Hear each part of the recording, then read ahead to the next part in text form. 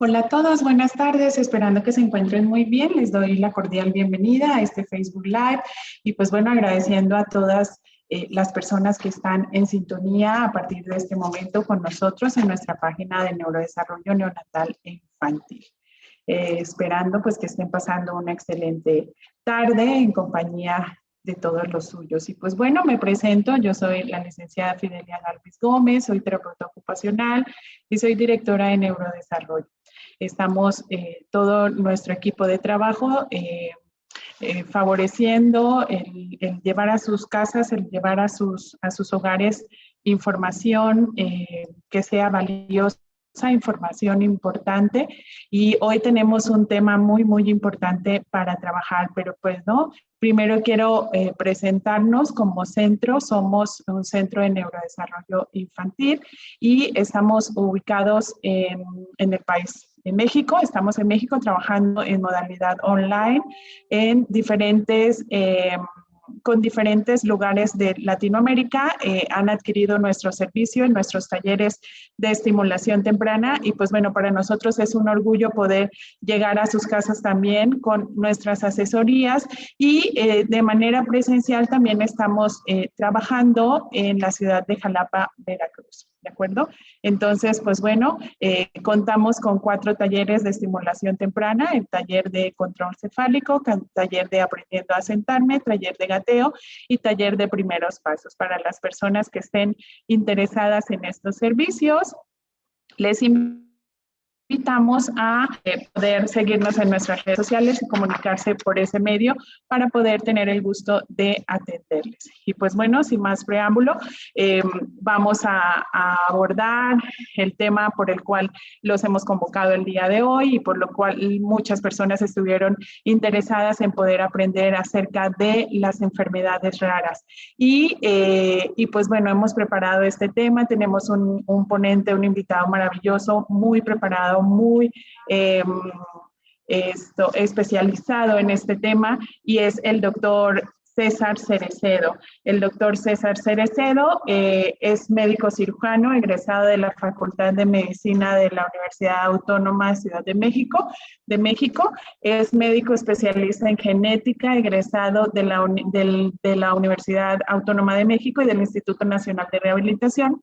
Está certificado por el Consejo Mexicano de Genética Humana y tiene múltiples trabajos en congresos. Ha participado en varios congresos nacionales e internacionales. Es investigador con múltiples publicaciones científicas internacionales y actualmente es el jefe del Departamento de Enseñanza en el Centro de Rehabilitación e Inclusión Social de Veracruz. Y pues bueno, César, bienvenido. Muchísimas gracias por su cordialidad, por su amabilidad y por estar aquí el día de hoy compartiendo con nosotros. No, al contrario, Fide, es un gusto estar acompañándolos en un día como hoy, y sobre todo pues tener la oportunidad de poder hablar de estos temas, como bien dijiste tú, tan importantes y que a veces no siempre le ponemos la atención que se debe. Y hoy es un día justamente para no olvidar este tema, ¿no? Exactamente, y justo, pues bueno, hoy es 28 de febrero, Día Internacional de las Enfermedades Raras, y estuve investigando, y dentro de lo que investigué, a partir del 2008, se determina que el último día de febrero se iba a catalogar como el Día Mundial Internacional de las Enfermedades Raras, y se concluyó esto porque pues es muy raro que caiga el 29 de febrero, ¿no? Que caiga año bisiesto. Entonces fue como que la conclusión por lo cual llegaron a que bien puede caer el día 28 de febrero o 29 de febrero, y por eso se catalogó enfermedades raras. Así es. Pues sí, como bien lo dices tú, el origen de esta fecha no fue al azar, ¿no? Tiene ese doble impulso de resaltar lo que significa enfermedad rara al elegir el día. Estamos eligiendo el día menos frecuente de todo el calendario. Están eligiendo eligiendo el día para las enfermedades como el día menos frecuente del calendario, que son los 29 de febrero. Y como bien dices tú, cuando no es año bisiesto, pues nos quedamos con el día 28. Pero ya desde ahí estamos hablando de la naturaleza de lo que son las enfermedades raras, enfermedades que no vemos tan frecuentemente, ¿no? Exactamente. Y pues bueno, para empezar, doctor, a mí me gustaría muchísimo, sé que siempre dentro de las ponencias que das y demás, el auditorio que nos sigue, pues son muchos son familias, ¿no? También área médica, área clínica, pero siempre haces que esta información sea muy digerible para todo el público en general. Y me gustaría empezar con una pregunta súper importante. ¿Qué son las enfermedades raras? ¿Qué definición existe actualmente y cuál es la percepción general que hay sobre estas en el mundo? Ok, mira, una enfermedad, el término enfermedad rara es un término que se puede interpretar desde varias vertientes, desde la vertiente médica, desde la vertiente legal, y por lo tanto dependerá mucho desde donde estemos. En México, la definición de enfermedad rara es determinada por la Ley General de Salud, ¿no? La Ley General de Salud define a la enfermedad rara como aquella que se presenta en menos de 5 casos por 10,000 habitantes, que si hacemos ahí cálculos numéricos significa que cualquier enfermedad que se presenta en menos de un caso en cada 2,000 habitantes, en México por ley puede ser considerada una enfermedad rara. Sin embargo, bueno, en otras partes del mundo puede cambiar este término en cuanto a la frecuencia. En Europa es similar, en Estados Unidos es diferente el valor. Por ejemplo, ahí puede ser, es de 7.5 por 10,000, ¿no? Personas, y en Japón es de 4 por 10,000, y modifica un poquito, pero finalmente hacen referencia a lo mismo. Enfermedades no tan prevalentes que no vemos tan comúnmente en la población. Y este término no fue definido en español, es algo importante a explicar, es un término definido en inglés. El término es rare disease, ¿no? Enfermedades raras. Pero a mí me gusta hacer esta diferencia de lo que puede significar raro en español y raro en inglés, ¿no? Porque a pesar de que es la traducción, finalmente tiene un contexto diferente según el idioma en el que estemos hablando. Mientras que en inglés, rare puede hacer referencia a algo poco común y que normalmente es bueno y remarcable, ahí como vemos en la tercera acepción en inglés. Para español, raro es más bien algo estrafalario, estrambótico, excéntrico, ¿no? Nos da más una idea de ser algo poco común, algo llamativo. Y en realidad el término raro nada más hace referencia a que es muy poco común, no a que los síntomas sean verdaderamente extraños o diferentes o llamativos. Me voy a poner azul, me van a aparecer 3 ojos. No, no, no, no va por ahí, ¿no? Ok, y justo esa es la percepción de la mayoría, ¿no? De que pensamos que las enfermedades por su mismo nombre, por el propio nombre raro en latino, en español, en Latinoamérica, pues es algo pues fuera de lo natural y algo estrambótico como lo mencionas, ¿no? También de esta parte de la estadística que mencionas, y el 7% a nivel mundial de la población puede llegar a tener una enfermedad rara, pero pues que también existen más de 6,000 enfermedades raras en el mundo, ¿no? O sea, ¿cómo poder abarcar esta estadística a nivel actual que en términos generales pues sí se considera pues que es una alta incidencia? Sí, mira, es muy peculiar, ¿no? Porque decimos enfermedades raras, son enfermedades que casi no se ven y que por lo tanto parece que carecen de importancia, pero abriéndonos un poquito más la mente, enfermedad rara es toda aquella enfermedad que no tiene una alta prevalencia, pero no significa que en conjunto las enfermedades raras sigan siendo raras, ¿no? Cada una de ellas tiene baja prevalencia, pero son tantas enfermedades raras, aproximadamente mínimo 6,000, ¿no? Hay catálogos que hablan hasta incluso de 10,000 enfermedades raras. Entonces, cuando se junta la baja prevalencia de todas estas enfermedades, toman peso, toman relevancia. Y bueno, se calcula que aproximadamente, como bien decía, el 7% de la población puede llegar a tener alguna enfermedad rara, que si ya le echamos cálculos, no están, no, o sea, las vemos, claro que las vemos. Si estamos en un salón de clases de 50 alumnos, es posible que haya 3 o 4 niños que puedan tener una enfermedad rara. Si estamos en una sala de cine con 200 personas, es posible que 14 personas tengan una enfermedad rara. Si estamos en un concierto donde hay 10,000 personas, pues estamos pensando que puede haber 700 personas con una enfermedad rara, ¿verdad? Entonces, ya no van a ser la misma y en cada uno de ellos puede ser totalmente diferentes, ¿no? Por eso esas 6,000 no se parecen, pueden ser muy diferentes una de la otra.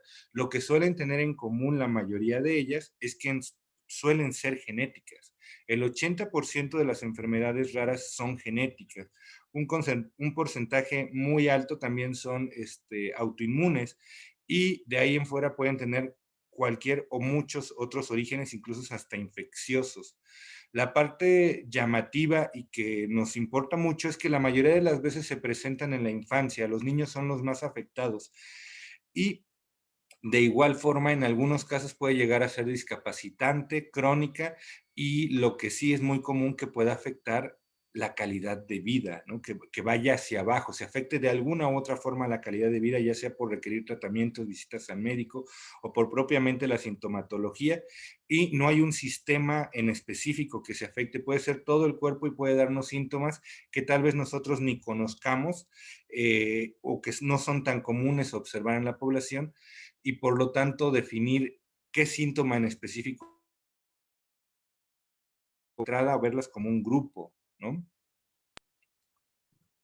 Así es. Oye, y hay una parte que en verdad se me hace súper triste, pero a la vez súper interesante que hoy estés justo aquí para que nos puedas informar acerca de esto, y es ¿quién es el especialista para poder diagnosticar las enfermedades raras? Y con esta pregunta apunto a que la mayoría de familias tardan en poder descubrir el diagnóstico en promedio de 3 a 5 años, cuando el niño ya pasó una temporada tan importante del neurodesarrollo para poder saber qué es, cuál es la causa de la enfermedad, muchas de estas pues que desencadenan discapacidad, no lo que mencionabas, ¿no? En relación con la calidad de vida y demás. Entonces, ¿qué especialistas son los encargados de poder intervenir en esta parte?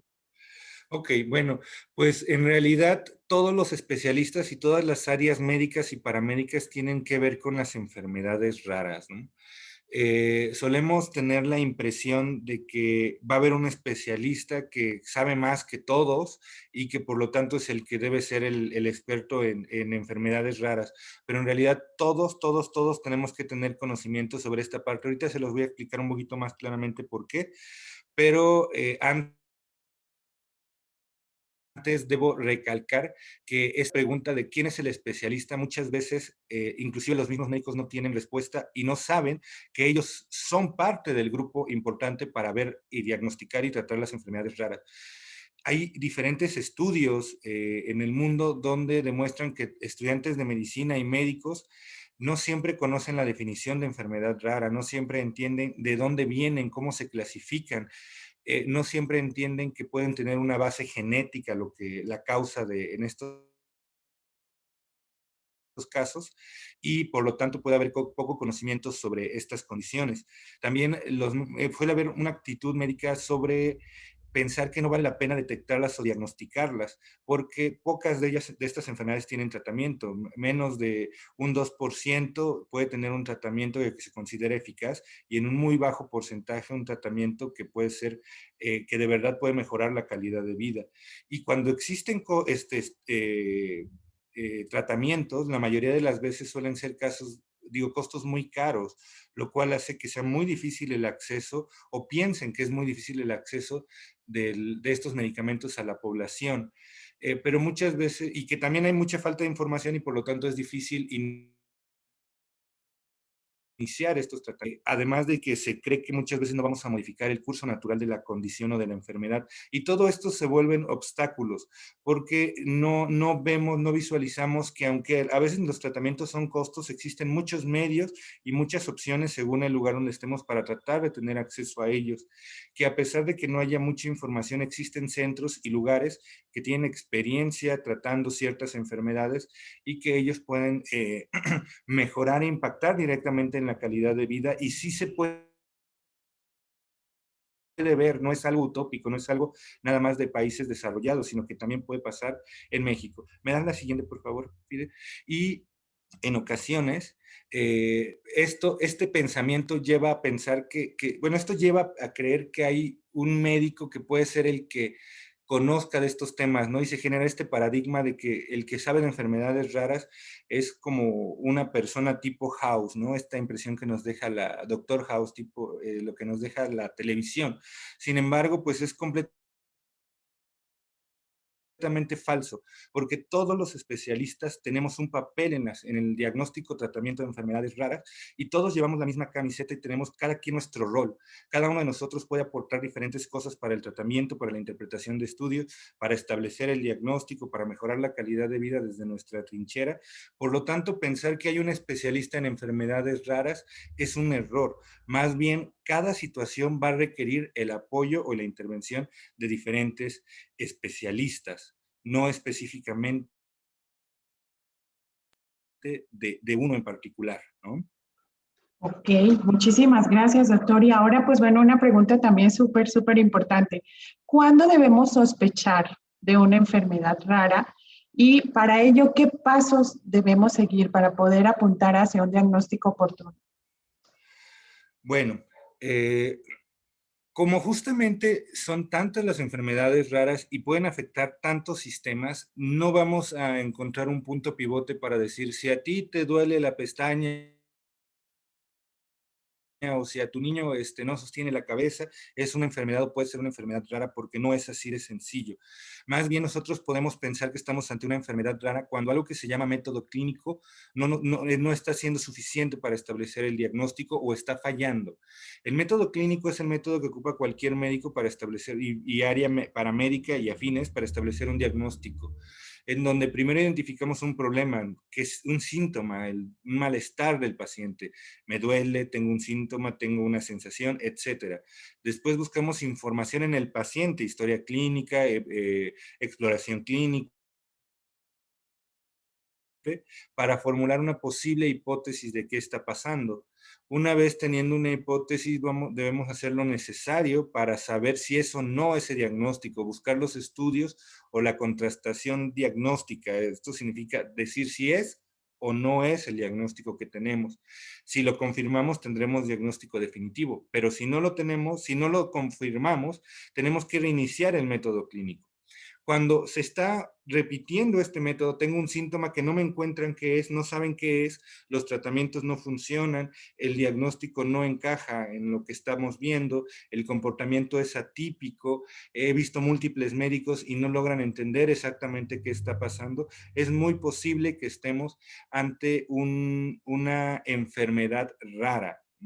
Y entonces la visión va a ser o debe ser un poco diferente y debemos entrar a un manejo multidisciplinario, como hablábamos previamente, que según la enfermedad rara, será el especialista que tenga que intervenir.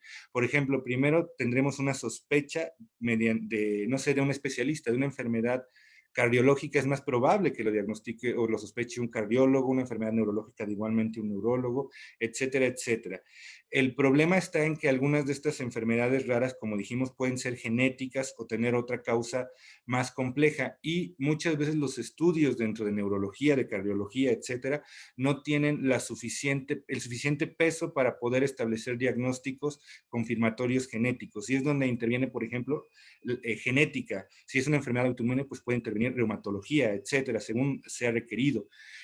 Ya teniendo un diagnóstico, buscando el diagnóstico con las herramientas y con el especialista adecuado mediante este manejo multidisciplinario, vamos a regresar a la intervención por especialistas múltiples y diversos, que más bien van a tratar de dar un tratamiento específico y adecuado ya al diagnóstico que tenemos. Ya no estamos buscando prospectivamente hacia adelante, para poder dar un manejo que ayude al paciente y también un manejo integral que ayude a mejorar la calidad de vida, que es un punto muy importante, porque muchas veces el manejo médico no cambia como tal el pronóstico del paciente. No podemos darle una medicina para que el paciente mejore normal, muchas veces más bien.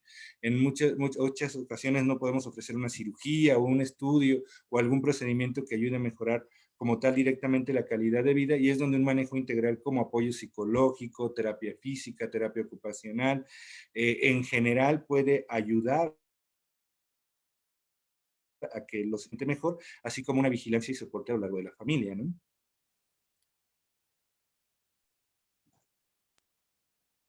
Esta parte es súper importante y que me ha llamado muchísimo la atención desde que lo mencionaste, eh, que muchos médicos como que no activan el protocolo, ¿no? En el protocolo a seguir porque pues ya no hay nada que hacer, ¿no? Y desde el punto de vista de rehabilitación, aunque conocemos los pronósticos la mayoría de las veces, pues no podemos quedarnos con que va a tener un mal pronóstico para la vida o para la función, sino que tendríamos que activar un plan preventivo para al menos que esas funciones que estén aquí se logren mantener y sostener, no sé, la mayor cantidad de tiempo posible, ¿no? En relación con la calidad de vida que mencionabas. Así es, es una de las cosas muy importantes. Solemos decir que no hay tratamiento eficaz, pero eso no significa que no hay ningún tratamiento. Muchas veces hay condiciones que son tan poco frecuentes que tal vez no hemos demostrado claramente la eficacia de la terapia física o de la intervención temprana, específicamente en esa condición, pero podemos deducir y predecir que atender a estos pequeñitos les va a dar, o adultos o de la edad que sean, les va a ayudar a mejorar en cuestiones, como bien dices, la calidad de vida.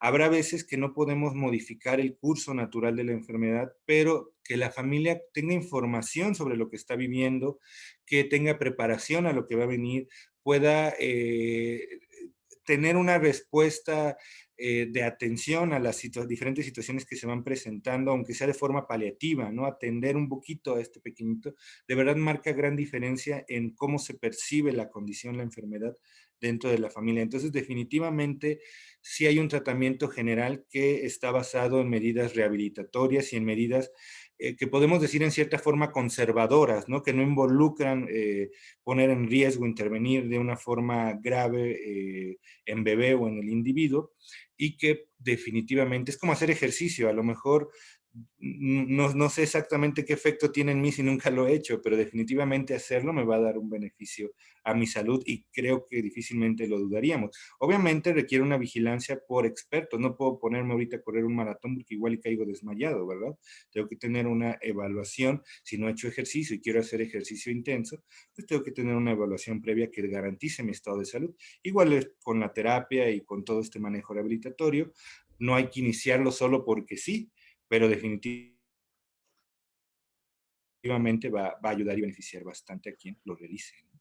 Y en esta última parte que mencionaba, soporte de la familia, me llama muchísimo la atención porque la mayoría de las veces, bueno, yo he tenido la oportunidad, hemos tenido la oportunidad de acompañar varias familias de pequeños con enfermedades raras y es la familia quien tiene que informar al pediatra de la enfermedad, ¿no? Y es la familia quien imprime un artículo, una información bajada de internet para llevársela al maestro del niño, ¿no?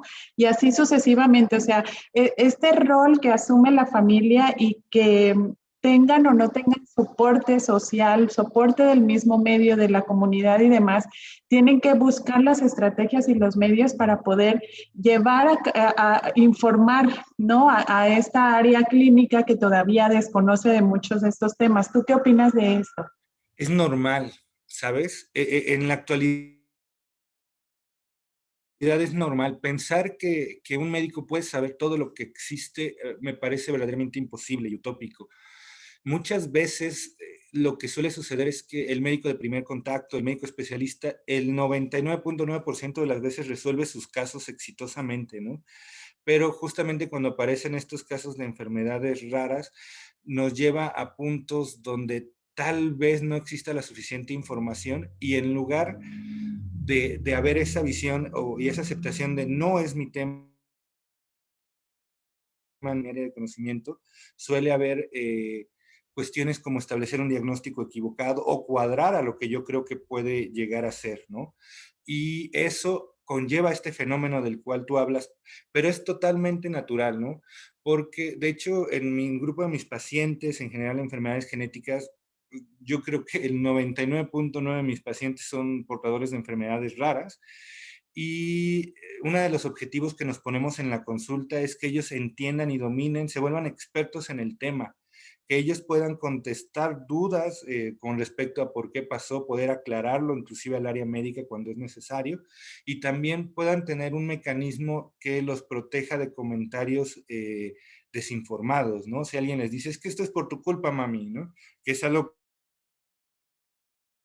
común y relativo que se atribuye a la culpa a una situación muy en particular, como que te asustaron durante el embarazo, como que tomaste una copa, o seguro es porque te caíste las escaleras, cosas de este tipo, hay que ponerles esa barrera porque las mamis se lo pueden creer y es un dolor muy fuerte pensar que tu culpa fue que bebé tuviera un problema. Y la mayoría de las veces no hay responsabilidad atribuible, ¿no? No se puede considerar esto. Entonces, pues es normal en todas partes del mundo que el paciente con una enfermedad rara pueda apoyar a su médico y hacerle saber cuando tenga dudas, él aclararle ciertas cosas. El médico no va a conocer todo. Y pues lo que es importante cambiar es que cuando un médico vea una cosa que no le cuadre, pues busque diagnósticos y no deje de sospechar cosas, porque las enfermedades raras existen. Tal vez para ellos pues, son tan raras que no las ven, han de decir, pero pues yo no he habido, o sea, me tocan verlas, por muy raras que sean, inclusive me ha tocado ver enfermedades que nunca habían sido descritas en los libros. Entonces hay que quedar muy claro, las enfermedades raras existen y nos las podemos encontrar y una cantidad considerable de la población las tiene. Si no las diagnosticamos, se nos están pasando. Exactamente, y justo siguiendo esa directriz, doctor, ¿qué función tiene el genetista en relación con el diagnóstico clínico de las enfermedades raras? Pues el genetista en las enfermedades raras es muy, muy importante, sobre todo para esto que mencionas tú, el diagnóstico, porque muchas veces las enfermedades raras, al ser genéticas, pueden requerir ser comprobadas mediante estudios de ADN. Es cierto, los cuadros clínicos pueden ser muy bien detectados por los especialistas adecuados, ¿no? Un tipo de epilepsia hereditaria es muy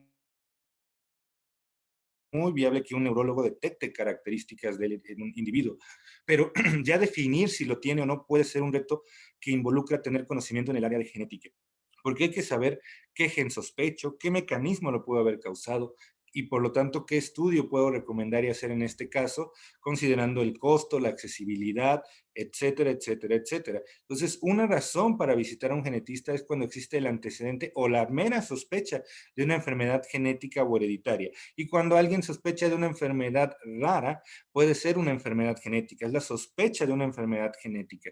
Por lo tanto, es adecuado enviar al genetista para que nos pueda apoyar, bueno, para que apoye en la cuestión de poder establecer el diagnóstico, buscar el estudio más adecuado. Hay que ser muy conscientes que en la actualidad estudios que hace 2 años costaban sobre 40,000 pesos, 50,000 pesos, en la actualidad cuestan 10 veces menos, ¿no? Alguna vez me tocó dar una plática para familias con síndrome de Cornelia de Lange y ofertábamos un estudio en alrededor de 10,000 pesos, cuando el día de hoy ya está por sobre 10,000 pesos, de 20,000 pesos, perdón, cuando el día de hoy ya este estudio está sobre 5,000 y creo que no tiene ni año y medio que hicimos esta plática, ¿no? Entonces, esa es la razón para visitar al genetista y si establecemos una causa genética como la causa de la enfermedad rara, el apoyo, la vigilancia y el sostén a lo largo de la vida del paciente y también para asesorar a la familia, pues va a ser muy importante que el genetista esté ahí presente, ¿no? Muchísimas gracias. Tenemos saludos desde Puerto Rico. Feliciano Sacha dice saludos desde Puerto Rico. Muchísimas gracias, Feliciano, por estar conectados con nosotros. Y doctor Domínguez Ellen tiene una pregunta. Dice, buenas tardes. Mi bebé nació de 34 semanas y le hicieron el tamiz básico en el hospital. Su pediatra, al darle de alta, me dijo que era necesario realizarle el tamiz ampliado, pero ya no se pudo realizar por el tiempo que tenía de nacido. ¿Hay alguna otra forma de poder indagar si puede padecer alguna enfermedad?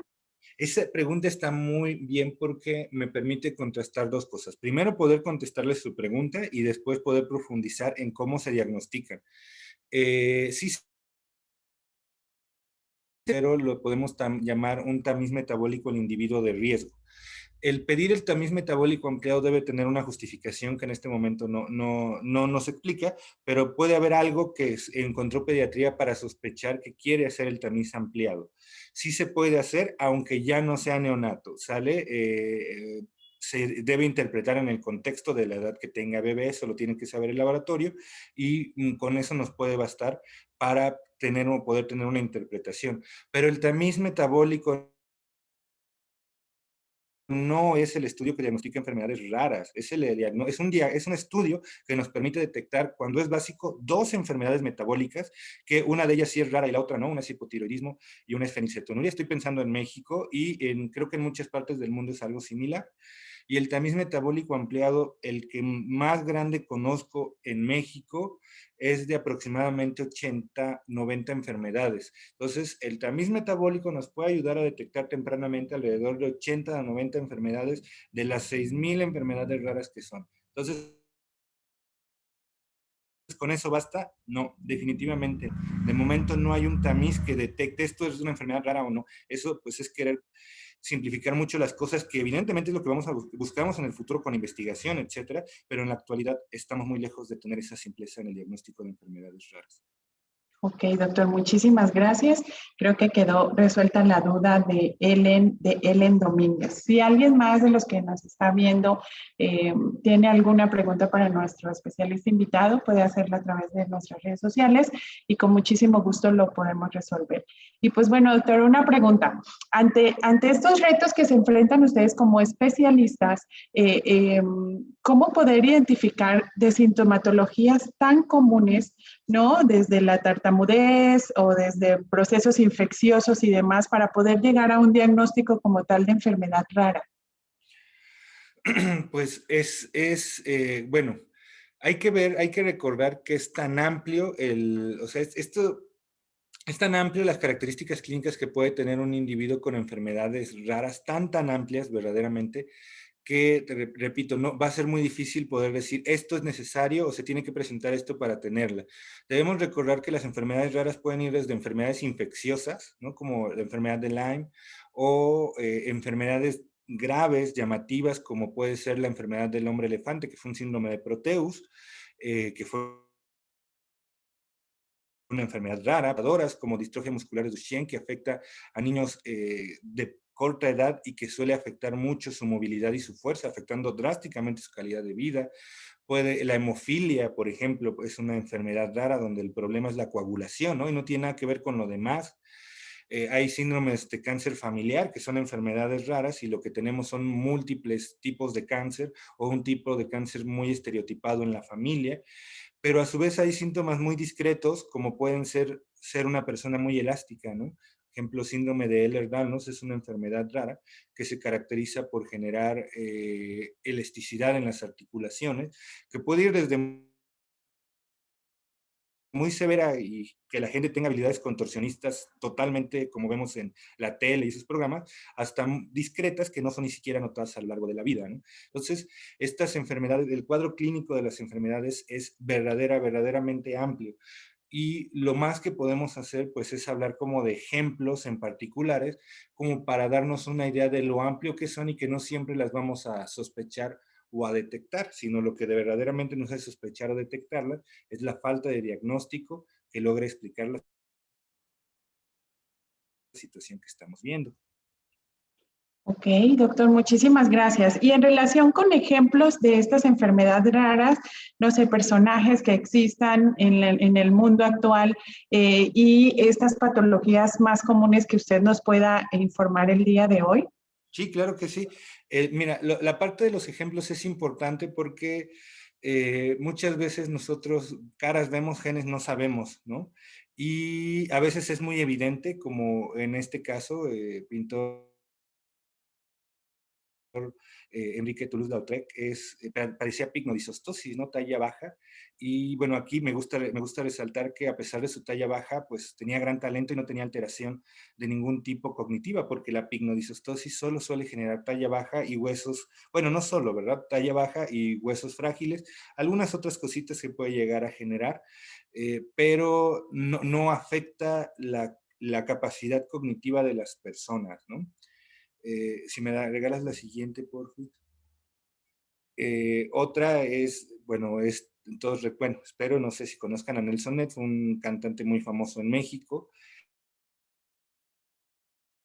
Él tenía diagnóstico de displasia espondiloepificiaria, que era lo que generaba esta talla baja.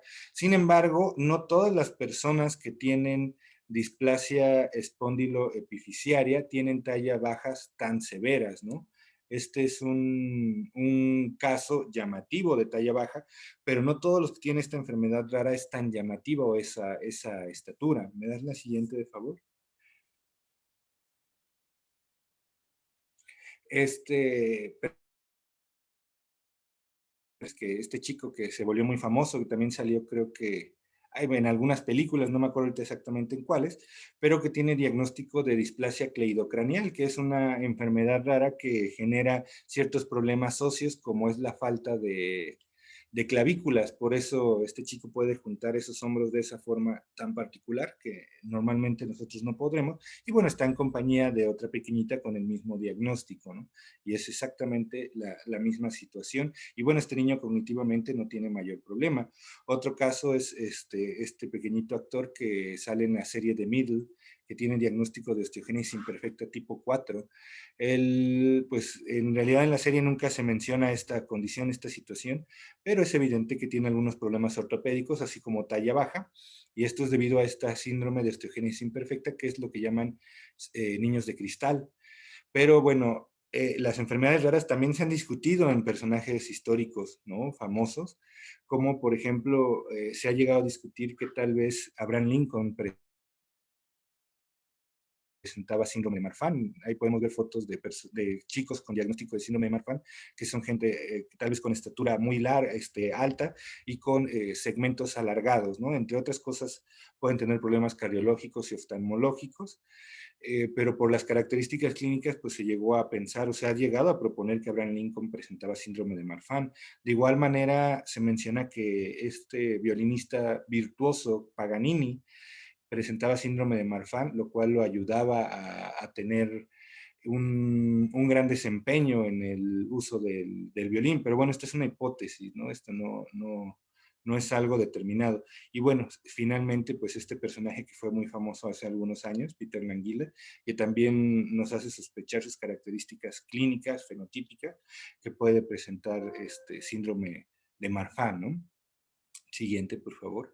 Y bueno, estos memes que hemos visto, bueno, yo he visto mucho en WhatsApp, que me llegan de varios lados, que nos hacen sospechar que puedan presentar algún síndrome o enfermedad genética, ¿no? Ahí puede ser llamativo, puede ser claro, tal vez sobre todo en el caso superior, pero no siempre son claros y no siempre son evidentes. Y podemos ver que todos estos individuos tienen enfermedades raras y que comparten en común, pues a lo mejor clínicamente no lo podemos decir, ¿no? Más allá de que llegar a un diagnóstico pudo haber sido difícil y que no podían explicar, no sé, pensando en el niño que no tiene clavículas, la falta de clavícula y la talla baja, ¿no? Así en cada una de las condiciones, ¿no? Ok, doctor, tenemos preguntas del auditorio. Ok. Dentro de ellas, pues bueno, dice saludos desde Cancún, saludos desde Argentina. Dice Ana Monfiel Marín, soy mamá de Lupita. Lupita es una pequeña que está con nosotros en neurodesarrollo. Y adicional a esto, refiere que usted es médico tratante en el CRISPR y que siguen con la duda del por qué la anotia bilateral con la que nació Lupita en este caso. ¿Qué recomendaciones podría darle a esta mami? Bueno, una anotia bilateral, normalmente yo la considero algo que se llama parte de un síndrome espectrofacio-auriculovertebral. Yo creo que ya no nos hemos visto últimamente, pero a lo mejor él no completo. Sí me gustaría, ahí lo invito a que nos podamos volver a ver para continuar o darle continuidad a este diagnóstico y tratar de establecer. He de decir que el espectro facio-auriculovertebral que puede provocar la falta de las orejitas, que eso significa anotia, es una condición que normalmente no es hereditaria. normalmente se considera multifactorial, o sea que múltiples factores intervienen, como cuando a una familia le da diabetes a una persona, ¿no? No puedes decir que fue la obesidad, no puedes decir que fue la falta de ejercicio, no puedes decir que fue la mala dieta por sí sola, es una suma de factores. Entonces, no sabemos qué la provocó, pero a la vez tenemos una idea de que no hay algo que nos preocupe que vuelva a repetir. Normalmente así nos pasa con la anotia. Entonces, esto lo aclaro para que, pues, Ok, profundizar o darles cuenta de que hay que profundizar en el tema nuevamente en consulta. claro que sí. Gracias, doctor. Macarena Tinto dice, buenas noches desde Argentina. Tengo una hija de 14 años que al nacer tenía un cuadro de hipotonía generalizada e hiperlaxitud articular. Con el paso de los años ha hecho y sigue haciendo distintas terapias, pero más allá de haber andado todos estos años por distintos médicos y especialistas, no hemos conseguido un diagnóstico definitivo porque tiene muchas características de distintos síndromes o patologías. ¿Que puede ser esto así, que nunca lleguemos a un diagnóstico definitivo? Sí, sí puede. Un porcentaje considerable de los pacientes que vemos en el área de genética, y no hablo de neurodesarrollo, no hablo específicamente en México o en Veracruz, hablo en general en el mundo, no se llega a diagnóstico porque no se tienen las herramientas necesarias para llegarlo. He de mencionar que en este punto 2021 tenemos estudios que nos permiten buscar decenas, cientos de síndromes al mismo tiempo mediante estudios muy específicos como exoma o panel génico que no estaban disponibles hace algunos años. Entonces, creo yo que en este caso vale la pena volver a reevaluar el caso con un genetista. Digo, estamos a su disposición también por telemedicina desde Neurodesarrollo para y buscar un diagnóstico en un caso como este. Es normal que los síndromes se mezclen. Son 8,000 enfermedades. Así como pueden ser muy amplias, muchos se parecen muchísimo. Entonces, pensar que clínicamente las vamos a detectar puede ser un error, porque sí las vamos a sospechar muchas veces y muchas veces nos puede bastar eso para hacer el estudio necesario y establecer el diagnóstico, pero muchas veces no tenemos herramientas. Hipotonía con retraso del desarrollo FIDE, pensamos en miles de diagnósticos y Así quizá es. ahí la mejor opción sea hacer un tamizaje más amplio con estudios más específicos, ¿no?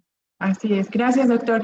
Mónica Goulart te dice, buenas noches, ¿qué médico puede realizar la evaluación de los criterios para determinar u orientar el diagnóstico del tipo de síndrome de Ehlers-Danlos o deben ser varios médicos y cómo abordarlo? Ehlers-Danlos es relativamente frecuente, ¿no? Es una condición que vemos bastante en el área de rehabilitación y genética por la cuestión de la hiperelasticidad y los problemitas que puede llegar a dar, pero también es una condición que dentro de lo que cabe se puede tener una calidad de vida básicamente impecable. El diagnóstico de certeza y la aplicación de criterios puede ser aplicado por un médico especialista que conozca del tema, que puede ser un rehabilitador, un ortopedista, pero ahí tenemos la desventaja que requerimos que tenga cierta experiencia en este tema, no siempre dominan esta área. Sin embargo, un médico genetista puede ser muy útil porque es de los temas más comunes que se ven en la consulta de genética, en general y en cualquier, bueno, en México, repito, estoy hablando más de México, y lo cual supongo que es una proyección de lo que pasa en otras partes del mundo. Entonces, cualquier médico genetista nos puede apoyar a aplicarlos e inclusive también a la Ehlers-Danlos la mayoría de las veces y hasta ahorita lo diagnosticamos con criterios clínicos. Estiras el dedo, se te jala el dedo, tienes bolitas en los pies, lo que sea, pero también es bueno no solo quedarse con lo clínico, ya como ya hay estudios que nos permiten hacer, no sé, en la actualidad hay un laboratorio que cobra $315 hacer un panel que incluye Ehlers-Danlos y 100 enfermedades más que tienen que ver con colágeno, huesos, hiperelasticidad también, y con eso se podría diagnosticar el tipo exacto o descartar y decir, ¿sabes qué? No es otra cosa, ¿no? Entonces, pues esa sería mi respuesta para el 2021. Ok, doctor, muchísimas gracias. Bueno, por el momento no hay más preguntas por este lado. Tengo una pregunta en relación con México. ¿Existen actualmente en México regiones o áreas donde sea frecuente algún tipo de enfermedad rara, doctor? Sí, las enfermedades raras, como tienen su definición local, ¿no? Como veíamos. Sin embargo, hay que ser, y es un tema discutible, las debemos definir nada más porque tienen baja prevalencia. Si lo hacemos así nos puede llevar a un error. Mira, ahí tenemos un mapa de la región central de Veracruz, donde podemos ver que hay varios municipios que tienen una enfermedad que se llama ataxia espinocerebelosa tipo 7, espinocerebellar ataxia en inglés, por eso está como SK7, y esta enfermedad es ultra rara. Raro es cuando algo es menos de un caso por, menos de 5 casos por 10,000 habitantes, pero ultra rara es cuando es menos de 5 casos por 100,000 habitantes, ¿no? 10 veces más raras. O sea, aún en las enfermedades raras hay enfermedades que suelen ser mucho menos frecuentes, y la ataxia espinocerebelosa es una de ellas. En el mundo en general vemos un caso por cada 1,000,000 de habitantes aproximadamente. Sin embargo, en algunas regiones esta frecuencia es muy alta, como te decía, en estos municipios de la región central de Veracruz, donde inclusive sobrepasa la prevalencia de enfermedad rara, o sea, donde hay más casos de 1 por 2,000 habitantes, como puede ser el municipio de Tlaltetela. Entonces, si nos apegamos a la definición numérica, entonces SK7 no es rara en Veracruz, pero tampoco es frecuente, entonces no amerita atención, ¿no? Y es donde se discute que tal vez el término más adecuado pueda ser enfermedad huérfana. Y es discutible, porque huérfana se refiere a que son enfermedades que tienen poco interés de la comunidad científica y médica. Entonces, independientemente de la prevalencia, la comunidad científica y médica no las estudia, no las diagnostica y no las trabaja. Y de ahí viene el término también medicamento huérfano, medicamento para estas enfermedades abandonadas. Entonces, es muy importante tener claro y tener en mente que hay enfermedades raras que pueden dejar de ser raras en ciertas circunstancias, y habrá enfermedades raras como por ejemplo la fibrosis quística, que se considera una de las enfermedades raras más comunes en Estados Unidos, pero que en México no vemos tanto como pues en población americana, ¿no? Norteamericana.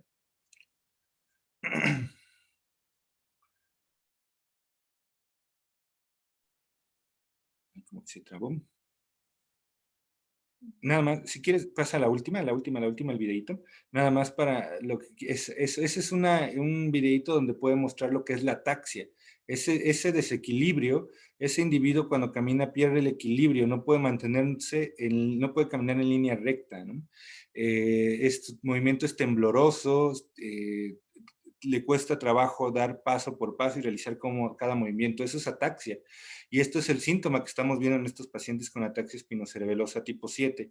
Y tal vez es un síntoma que pocas personas se imaginan que existan, o que si lo ven no van a pensar que es un síntoma clínico, sino que pueden pensar que puede tratarse de una intoxicación por alcohol o estado de ebriedad. Y bueno, esto también pongo este ejemplo por dos cosas: demostrar cómo a veces las enfermedades raras dejan de serlo, y también demostrar cómo las enfermedades raras pueden tener síntomas que existir. Ok, doctor, pues estamos muy agradecidos, todo el equipo de neurodesarrollo, por su ponencia, por su calidad humana, por su cordialidad de aceptar la invitación y poder estar compartiendo el día de hoy acá.